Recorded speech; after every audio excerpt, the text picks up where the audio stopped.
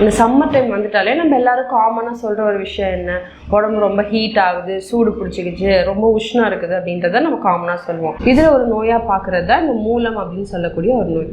இந்த மூலத்தோட தாக்கத்தை கம்மி பண்ணுற மாதிரியான ஒரு மூலிகையை பற்றி தான் நான் இன்னைக்கு உங்ககிட்ட ஷேர் பண்ணிக்க போகிறேன்.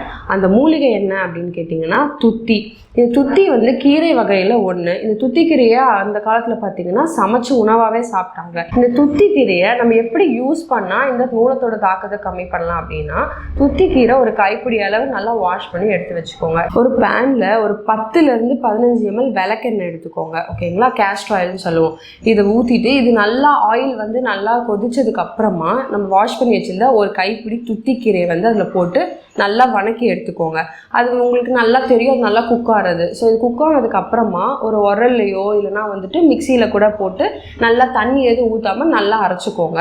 அதனால திக் கன்சிஸ்டன்சியில் இருக்கணும். இது கொட்டைப்பாக்கு இருக்குறீங்களா, அந்த அளவுக்கு உருட்டி வச்சுக்கணும். இது டெய்லி காலையில் வெறும் வயிற்றுல 48 நாளுக்கு தொடர்ந்து எடுத்துகிட்டு வந்தீங்க அப்படின்னா கண்டிப்பாக இந்த மூலத்தினால ஏற்படக்கூடிய மற்ற பிரச்சனைக்கோ, ஒரு சிலருக்கு மூலத்தினால ரத்தப்போக்கு இருக்கும், ஒரு சிலருக்கு சீல் வடிகிற மாதிரியா இருக்கட்டும், ஒரு சிலருக்கு வெளியே ஒரு சின்ன முளை மாதிரி தெரியும். இது எல்லா கம்ப்ளைண்ட்டுக்குமே இந்த துத்திக்கீரையில் செஞ்ச இந்த கற்கம் ரொம்பவே ஹெல்ப் பண்ணும். ஸோ இதை காலையில் டெய்லி 48 நாளுக்கு எடுத்துகிட்டு வாங்க, கண்டிப்பாக நல்ல ரிசல்ட் தெரியும்.